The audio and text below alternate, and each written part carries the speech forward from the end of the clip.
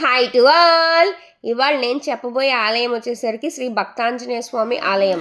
ఎక్కడంటే ఇది వరపర్ల, బాపట్ల డిస్టిక్, మాటూరి మండలం. నేను ఒక 1 వీక్ బ్యాక్ పెట్టాను కదండి రామ్కూర్ దగ్గర శివాలయం గురించి. సో మనకి రామ్కూరు, వరపర్ల ఇదంతా ఒకటే రూట్ కాబట్టి ఈ 2 ఆలయాలు అనేది మనం ఈజీగా దర్శించుకోవచ్చు అనమాట. ఇక్కడ వచ్చేసరికి ఈ ఆలయం చరిత్ర గురించి వారు చెప్పిన కథ నేను మీకైతే ఎక్స్ప్లెయిన్ చేస్తాను. మనకి ఇక్కడ మార్నింగ్ పూట కొంచెం ఇలాగా ఏంటంటే అక్కడ కొంచెం పల్లెటూరు కదండి, మనకి ఎలక్షన్స్ టైం వల్ల తిరణాలు అన్నది చాలా స్లోగా జరుగుతుంది. మార్నింగ్ పూట అంతా పూజలన్నీ జరుగుతాయి. తిరణాలు అంటే ఈవినింగ్ పూటే కదండి తిరణాలు ఉండేది.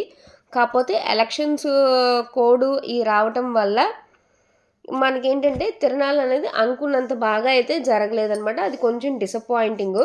అదే కాకుండా ప్రతి సంవత్సరం అయితే చాలా బాగా జరిగిద్దండి.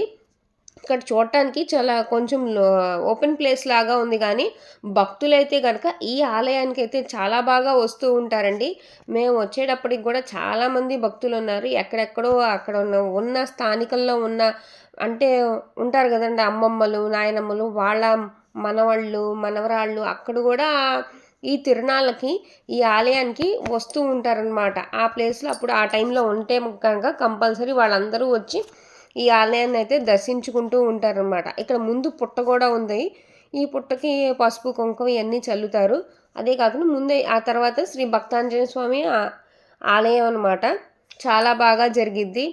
ఈ ఆలయం చరిత్ర వచ్చి నాకు వారు చెప్పిన కథ నేనైతే మీకైతే చెప్తున్నానండి.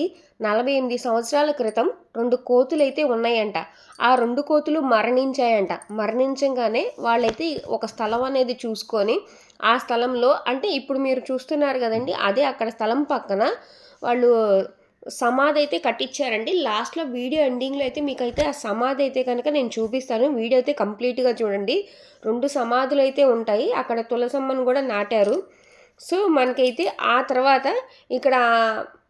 ఇక్కడైతే కనుక ఆంజనేయ స్వామి విగ్రహాన్ని తెచ్చి పూజలు చేయటము అంతా బాగా అయితే జరుగుతుంది. చాలా బాగా అసలు అనుకున్నట్టుగా జరుగుతుందండి.